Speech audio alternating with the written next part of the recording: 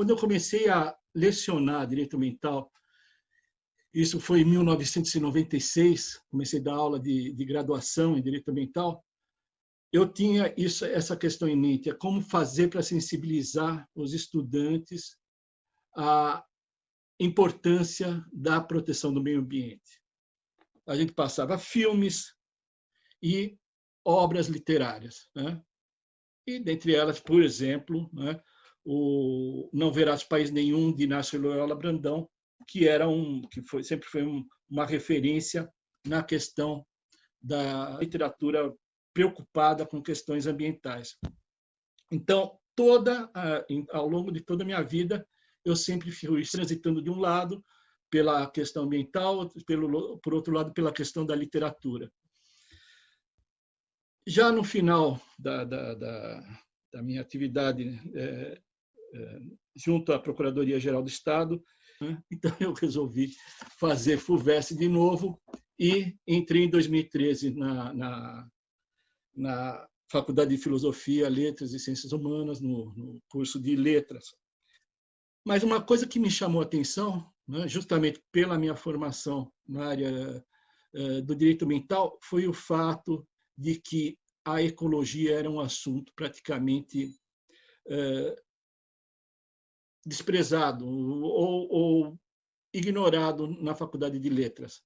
Eu não encontrava nada que correspondesse no âmbito da teoria literária que equivalesse ao direito ambiental. Como existe, né, o direito bastante amplo e existe um ramo do direito chamado direito ambiental.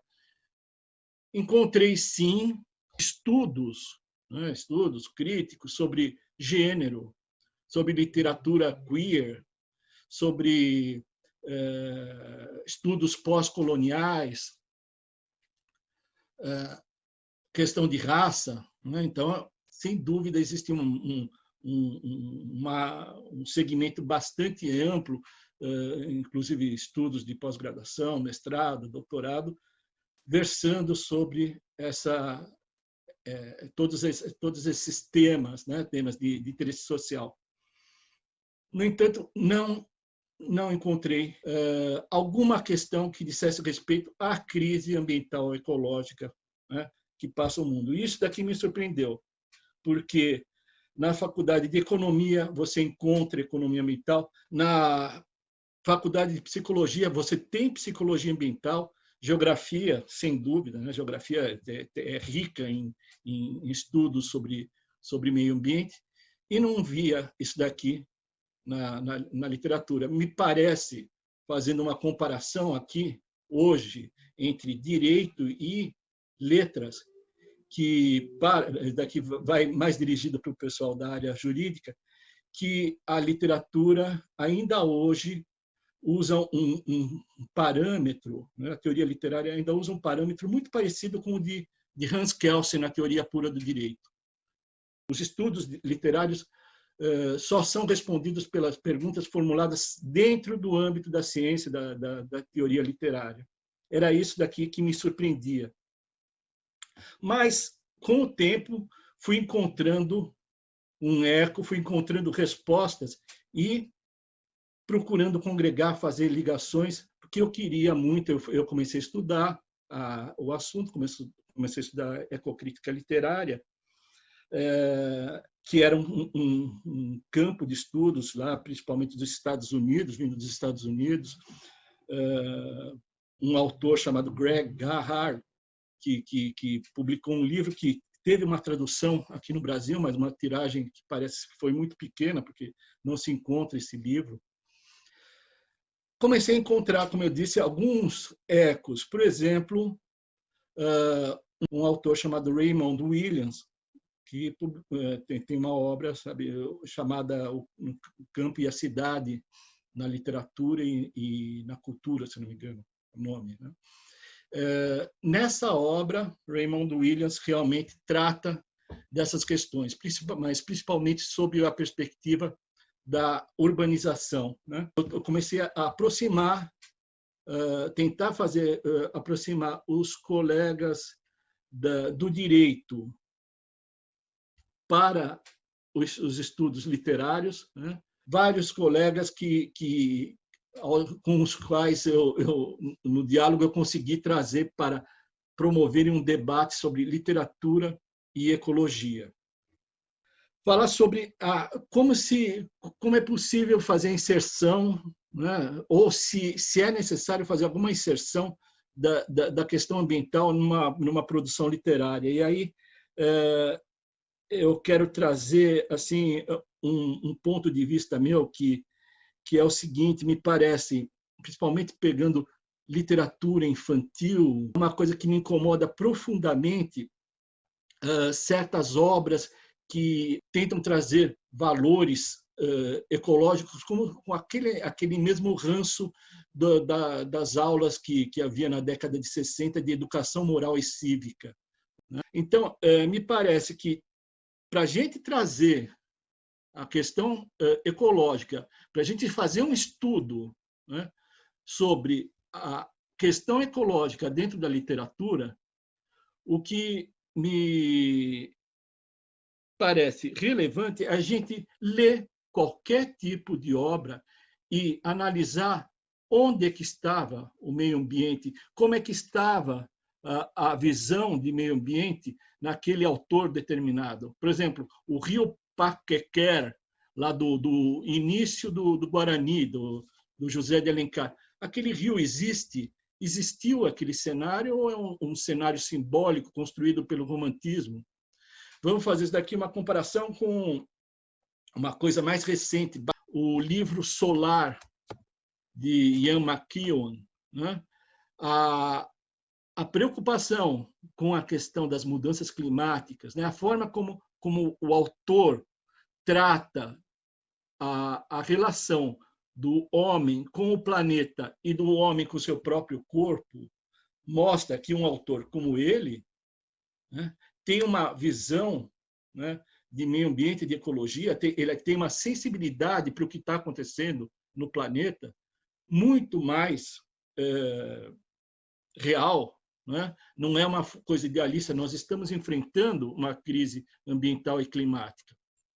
Da mesma forma, a gente pega um autor como Ítalo Calvino, e aí veio, né, minha aproximação com todos os amigos que estão aqui, né, foram os temas que interessavam, os temas estudados que me interessavam e que interessavam também essas pessoas. A professora Sandra, por exemplo, quando ela deu uma aula sobre Thomas Hardy, né, o livro Tess, eu disse para ela: essa sua aula é uma aula de ecofeminismo. Ela até ficou surpresa, falou: nunca imaginei isso. Eu dou aula de literatura. Ela falou: sou professora de teoria literária, de literatura inglesa. Falei: sim, mas qualquer pessoa que estude, que seja ligada à questão do ecofeminismo, ficaria maravilhada com essa aula, porque aquele livro é uma aula de ecofeminismo, mostrando a mulher, a Tess, e mostrando a natureza e mostrando as transformações na Inglaterra rural, né, com cenas que são verdadeiramente memoráveis, como uma em que ela está com a grande paixão dela, fazendo embarcar, né, o leite que vai né, vai no trem, vai lá para Londres, e ela comenta com ele assim, de tom de surpresa, virada do século XIX, né, comenta assim, com um tom de certa perplexidade, né, falando: veja só que incrível, o leite que nós ordenhamos das vacas está indo para um lugar distante, e são pessoas que nós não sabemos quem são, que irão beber esse leite que nós tiramos. Então, a gente vê uma transformação do mundo, né, do mundo rural. A gente vê a relação entre o homem e o meio ambiente, como ela vai se mudando gradativamente, né, e de uma forma cada vez mais radical, nessa virada, né, ao longo do século XIX, século XX.